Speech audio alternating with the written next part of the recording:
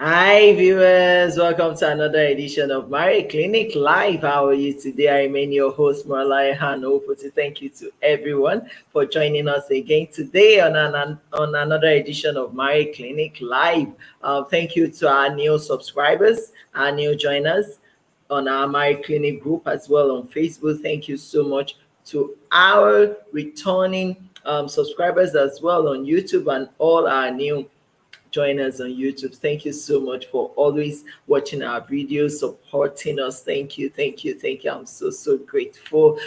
Please, if you are here to subscribe to our YouTube channel, do ensure you do so by clicking on the subscribe button. Why? Because we have a lot to give to you and interesting things that you can learn from. So today, I want us to talk about this important topic because I think that it's becoming necessary that we discuss it as the issues have been coming, the cases have been coming, and I've been thinking about it that wow, this is a topic that young people need to know about. This is a topic that we need to talk about. Anyone going into a relationship, dating, courting, before you say I do, before you go into marriage and commit yourself to a lifelong commitment, please, you need to watch this video. So today I'll be talking about important questions to ask before getting married, important questions to ask before committing yourself at all to marriage. And see, what I discovered is that when two people fall in love, they are too carried away with the euphoria of love and with the fantasies of the moment that they forget to ask important questions. I mean, when cases come to us, the first thing I ask myself is, come on, didn't you guys discuss all of this while you were cutting, or didn't you guys notice all of this while you were cutting? Now, as a matter of fact, it's possible, for someone to pretend during courtship, but however, you will still see some of the traits. So today, I want us to look at what are those critical things, those important things we need to talk about, we need to discuss if we are looking at living together as husband and wife or committing to marriage. These are important things you need to discuss. And number one thing is you want to discuss or know how you resolve argument, how they resolve issues. How do you resolve issues? How do you resolve misunderstanding? How do they behave during argument? When there is a crisis, what is their behavior or their reaction like? Now, you want to really know that about the person you are going to be getting married to. You know what? I've come to discover that in marriage, it is in marriage that I heard that two people living under the same roof will keep malice with each other for 1 year. Yeah, for 1 year, 365 solid days.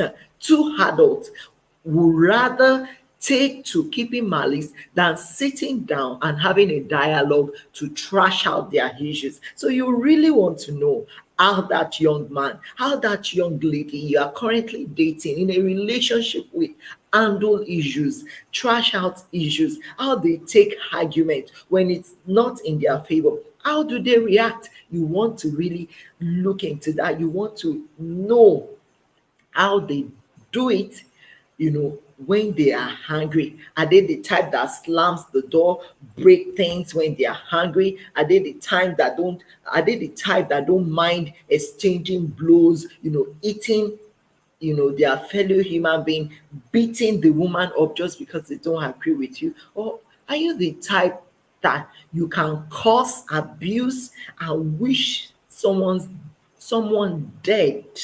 I mean death, just because you both are quarreling? Please, you really want to know how they respond or react to issues or when disagreement arises. See, I've seen people take to silent mode when there are issues or disagreements. Some, will abscond. They will run away from the home for weeks. You won't see them. When there are issues, the man or the woman will just disappear. You won't see them in the house.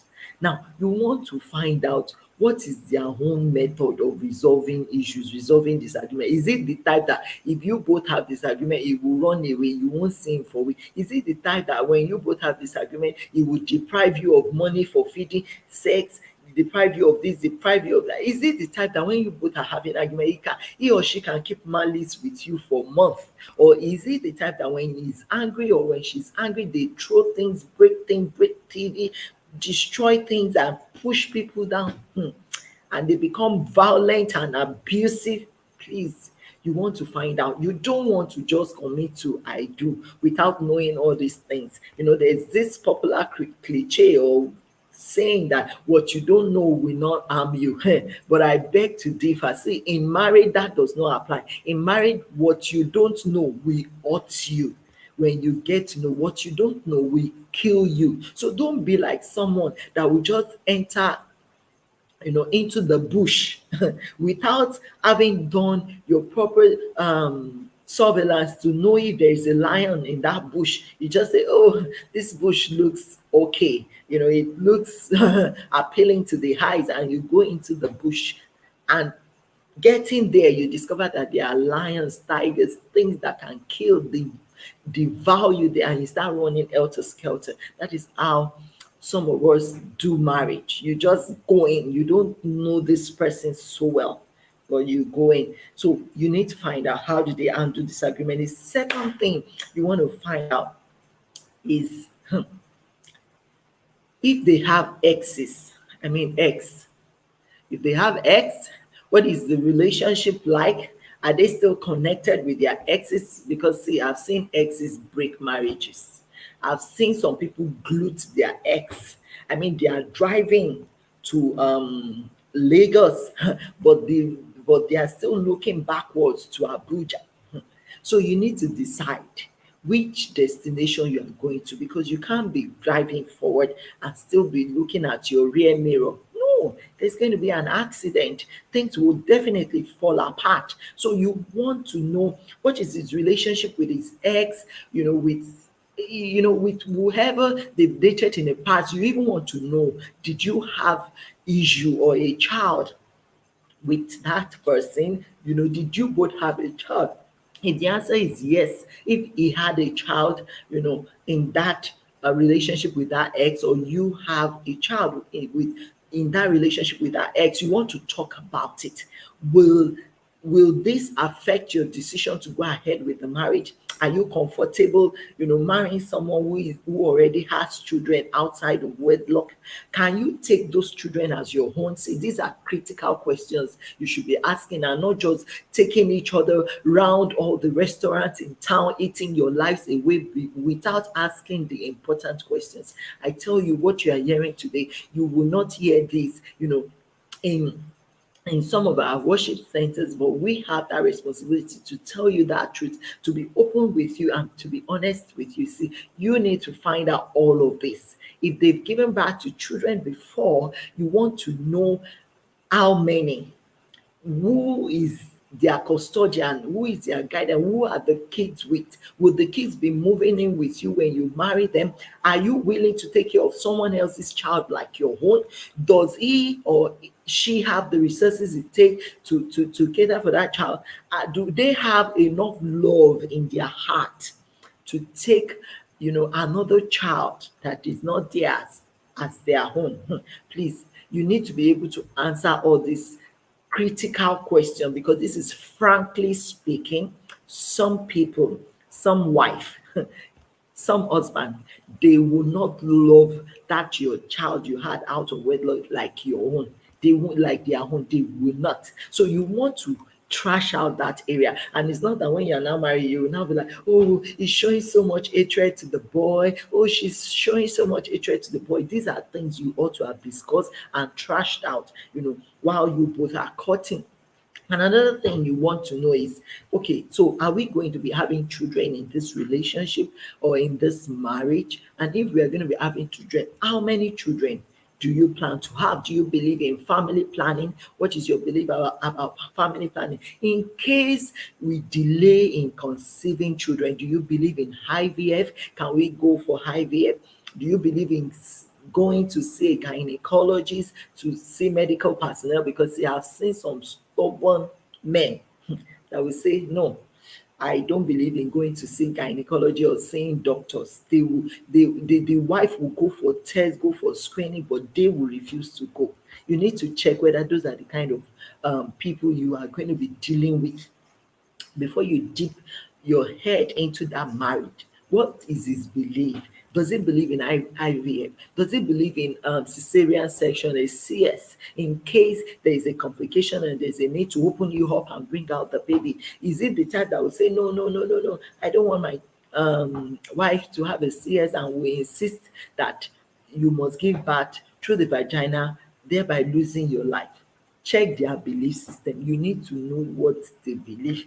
And also, that takes me to religion. You want to know what religion they are practicing, and not just religion, the doctrines that they have in their mind, their belief system. What do they believe in? Does it align with what you believe in? See, if your beliefs are two different things, I tell you, you guys will clash severally. You guys will battle, and struggle in the marriage. So it's better to always go for someone who shares the same belief, the same faith, the same perspective about you when it comes to religion, when it comes to faith, when it comes to matters of the spirit. You want to share, you want to be with someone that is on the same frequency or the same wavelength as you are. Don't make that mistake. Don't make that mistake to close your eyes to their belief system, to their religion, to what they believe in, to what they practice. And what is their disposition or their belief towards children?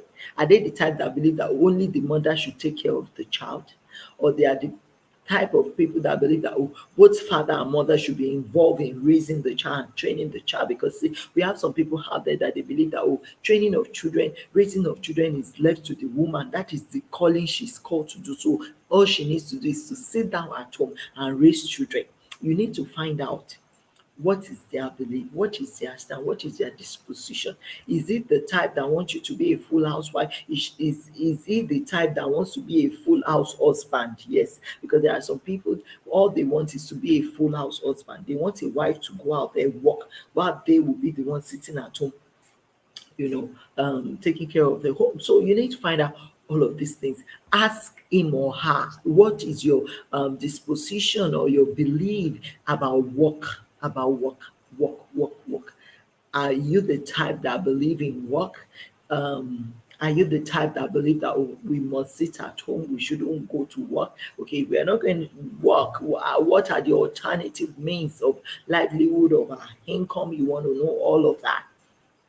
And you want to also know what their financial capabilities or capacity. See, don't throw a blind eye to it. Then see, that makes me to remember something that I really need to talk about. See, don't judge the financial capacity of that man or that lady by what they spend when you both are dating, or by what they spend when they take you out there for dinner. No, you can't judge their financial capacity by what they are spending during dinner or when they take you out on a date. You know why? Because they may have gone to borrow that money that they have used in taking you out. They may have borrowed it, or they may have collected it from their mom. So you will now assume that, they are financially buoyant, instead of you to sit down and ask critical questions. What do you do for a living? How do you get income? What are your streams of income? What are your streams of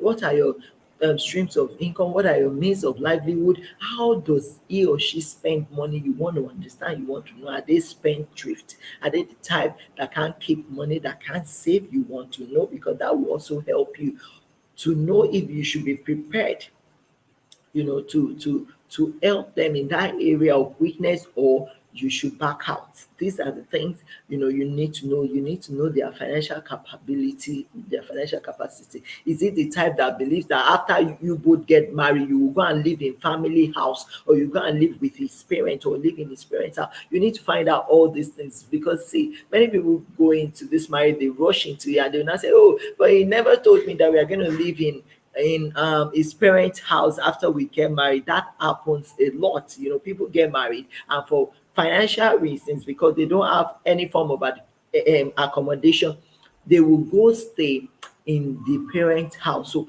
you want to find out that are they in debt? You want to ask all those questions. If they are in debt, and if they are in debt, you want to know to the tune of how much. You want to know how they intend to pay off the debt. Why are they in debt? Are they the type that like debt? What do they believe about house chores?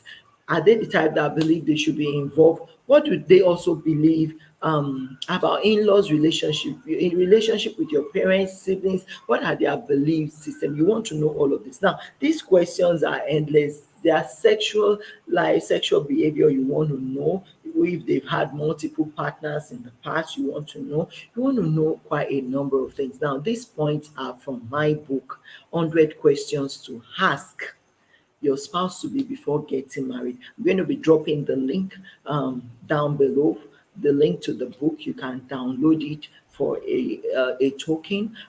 Please, you can see all of these questions there. These are the critical questions we should be asking while we are going on a date, while we are discussing. You want to ask them for their 5-year vision. What is your vision in life? What are you cut out to do? You want to know. You want to know the things that make them tick, the things that make them happy. See, if there is another question you want to ask is, if there is no sexual relationship, sexual intimacy between us, what is it that binds both of us together that will equally give us, that fulfillment that we would have gotten if we were having sexual intimacy? What other things can we do outside of sex that will bind us together, that will keep us going, that will make us happy together? You need to find out, because see, you cannot have sex 247 in that marriage. And when you guys get to a certain years or certain age, you will lose taste for sex. So what are you going to be focusing on? That's why you cannot afford to marry someone who does not have a vision, who does not have a dream, who does not have an aspiration. What is their disposition to career? So please, these points are numerous. 100 questions you must ask your spouse to be before you commit to marriage is a book I have written, and that book is loaded. 100 questions. You want to read it, and it's the book is not so expensive. So I'll drop the link. You can download it, read it up, share, read it up, and share this video with others. Let them see it, and I believe that it's going to help a lot of people. Please don't let us be doing medicine after death. These are the things we ought to have done before we commit to any marriage at all. So try as much as possible to know them, Stop gambling with your marital destiny, because it can destroy your life. It can kill you. So don't gamble with it. Go in with knowledge, go in with understanding. People don't like to read in this part of the world, but please, it will do you a lot of good as a young man, young woman, even married one, to take this book and read. You can download it. I'm going to drop the link. Get it, read it up, read all the 100 questions. I think I've shared about 8 or 10 so far. Please take it up, read it, and I believe you will learn a lot from it. I would like to stop here now. Please don't forget to subscribe to our YouTube channel. Give us a like, give us a comment, drop your comment below. Let me know what you think. I remain your host, Malai Han Ovuti. Until we meet again, I say bye bye.